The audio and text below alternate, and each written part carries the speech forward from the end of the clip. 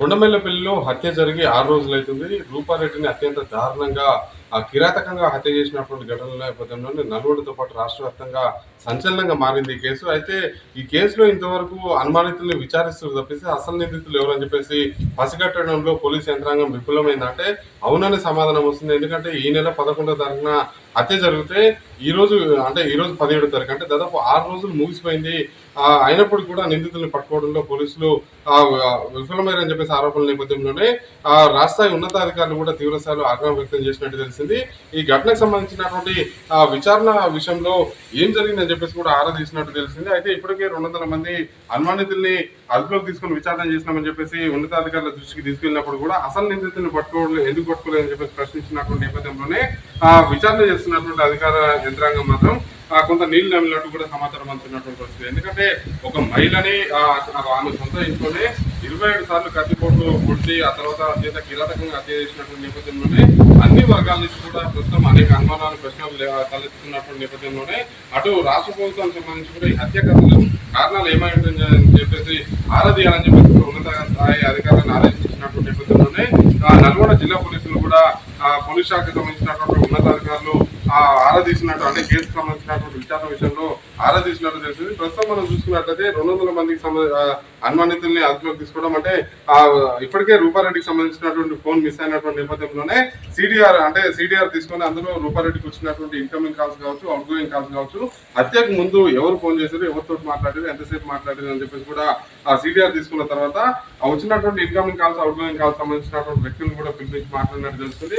అదే సమయంలో రోజు 6 గంటల సమయంలో స్కూల్ ముగిసిన తర్వాత ఇంటికి వచ్చేటువంటి రూపారెడ్డి ఆ రోజు గంట ముందు స్నేహితులు వస్తున్నారని చెప్పేసి అందులో పనిచేసేటువంటి సిబ్బందికి చెప్పి ఆ తర్వాత ఇంటికి వచ్చినటువంటి నేపథ్యంలోనే ఆ స్నేహితులు ఎవరు అంటే భర్త తరపు సంబంధికుల లేకపోతే రూపారెడ్డికి సంబంధించినటువంటి వ్యక్తులు అనేది కూడా ప్రస్తుతం ఆ విచారణలో తేలాల్సినటువంటి అవసరం ఉంది. మరోవైపు చూసుకున్నట్లయితే ఈ విచారణ ఈ విధంగా కొనసాగుతున్నటువంటి నేపథ్యంలోనే రూపారెడ్డి భర్త రాజేందర్ రెడ్డిని కూడా గడిచిన 4 రోజుల నుంచి కూడా విచారిస్తున్నారు. తాజాగా సాక్షి టీవీకి ఎక్స్క్లూజివ్ విజువల్ దొరికినాయి.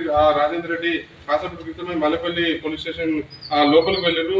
అతన్ని మల్లెపల్లి సిఐతో పాటు చింతపల్లి ఎస్ఐగా పనిచేస్తున్నటువంటి రామ్మూర్తి కూడా ప్రస్తుతం అయితే విచారిస్తున్నారు. అయితే రాజేందర్ రెడ్డికి సంబంధించి ఆయన పాత్ర విషయంలో కొంత పోలీసులు డైలమాలు ఉన్నారు. ఆయన సంబంధించి ఇప్పటికే 2 సెల్ ఫోన్లతో పాటు ల్యాప్టాప్ కూడా సీజ్ చేసినటువంటి నేపథ్యంలోనే రాజేందర్ రెడ్డి పాత్ర ఉందా లేదా అనేది కూడా పోలీసులకు అయితే క్లారిటీ రానటువంటి నేపథ్యంలోనే అసలు హంతకులు ఎవరు అనే కోణంలో మాత్రం ప్రస్తుతం అయితే పోలీసులు అయితే పూర్తిస్థాయిలో విచారణ చేస్తున్నామని చెప్పినప్పుడు కూడా 6 రోజులు గడిచినప్పుడు కూడా అసలు నిందితులు ఎవరు అనేది పట్టుకోవడంలో మాత్రం విఫలమైనటువంటి నేపథ్యంలోనే అన్ని వర్గాల నుంచి విమర్శలు వస్తున్నటువంటి పరిస్థితి. మరోవైపు చూసుకున్నట్లయితే ఇటు స్కూల్ సంబంధించినటువంటి పూర్వ విద్యార్థుల పాత్ర ఏమైనా ఉందా, గతంలో రూపారెడ్డి విషయంలో ఎవరైనా పూర్వ విద్యార్థులు వేరేలాగా ఆగ్రహంతో ఉండడం కావచ్చు, ఏదైనా గొడవలు జరిగినా అని చెప్పేసి కూడా పూర్వ విద్యార్థులు కూడా కొంతమందిని పిలిపించి మాట్లాడినట్టు తెలిసింది. మరోవైపు చూసుకున్నట్లయితే జులాయిగా తిరిగేటువంటి కొండమల్లపల్లిలో జులాయిగా తిరిగేటువంటి వ్యక్తులతో పాటు గంజాయి మత్తులు గతంలో గంజాయి వాడుతూ పట్టుబడేటువంటి వ్యక్తులు కావచ్చు, అదే సమయంలో మత్తు బానిస అయినటువంటి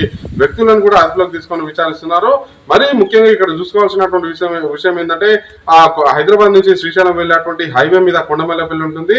ఇది దేవరకొండ నియోజకవర్గ పరిధిలో ఉన్నప్పటికీ దేవరకొండ నియోజకవర్గానికి ఆయుపట్టిగా కొండమల్లపల్లి ఉంటుంది. ఈ నేపథ్యంలో ఇక్కడ వ్యాపార కేంద్రం, మరోవైపు చూసుకున్నట్లయితే ఇది అన్ని విధాలుగా అభివృద్ధి చెందినటువంటి నేపథ్యంలోనే వ్యాపార సముదాయాలు కూడా ఇక్కడ సీసీ కెమెరాలు అమర్చుకున్నటువంటి పరిస్థితి. అదే సమయంలో నూతనంగా నిర్మించినటువంటి ఇళ్లకు కూడా 2-3 చొప్పున సీసీ కెమెరాలు కూడా అమర్చుకున్నటువంటి నేపథ్యంలోనే ఏ ఒక్క సీసీ కెమెరాలో హత్య చేసినటువంటి హంతకుల జాడ రికార్డు కాకపోవడం ఏంటనేది కూడా ఒక ప్రశ్న తలెత్తుంది. మరోవైపు కేసు పక్కదారి పడుతుందని చెప్పేసి కూడా ఆరోపణలు వస్తున్నటువంటి నేపథ్యంలోనే అసలు హత్య ఎవరు చేస్తారు, హత్య చేయాల్సినటువంటి కారణం ఏమై ఉంటుంది, సుపారీ హత్యనా లేకపోతే కుటుంబ తగాదాల నేపథ్యం హత్య జరిగింది అనేది కూడా వెలికి తీయాల్సినటువంటి అవసరం ఉంది. ఇక్కడ ఒకటి మరీ ముఖ్యంగా గమనించాల్సినటువంటి విషయం ఏంటంటే ఒకవేళ చోరీ జరిగినటువంటి నేపథ్యంలోనే దోపిడి దొంగలు లోపలికి ఎంటర్ కావడం, వాళ్ళని చూసి రూపారెడ్డి ప్రతిఘటించేటువంటి ప్రయత్నంలో కత్తితోటి దాడి చేసి అత్యంత కిరాతకంగా 27 సార్లు పొడిచి చంపారు అని చెప్పేసి అనుకోవచ్చు. కానీ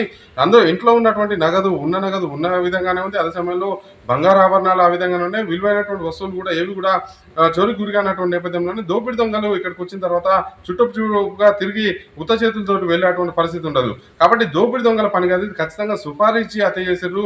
లేదంటే ఎవరైనా పాత పగల నేపథ్యంలోనే హత్య చేస్తేనే అన్నిసార్లు పొడిచి ఒక మహిళని, అంటే ఒంటరిగా ఉన్నటువంటి మహిళని, మరీ ముఖ్యంగా ఒక పాఠశాలను నిర్వహిస్తున్నటువంటి మహిళని అత్యంత కిరాతకంగా హత్య చేయాల్సినటువంటి అవసరం అయితే ఎవరికి ఉండదు.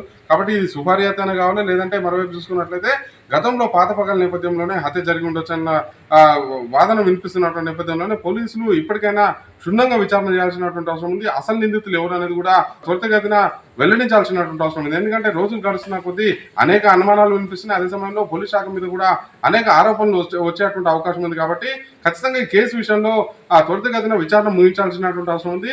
అసలు నిందితుల్ని పట్టుకోవాల్సినటువంటి అవసరం అయితే స్పష్టంగా కనిపిస్తుంది. నేను శ్రీనివాసరావు, పాషం అశోక్ రెడ్డి, సాక్షి టీవీ, మల్లెపల్లి.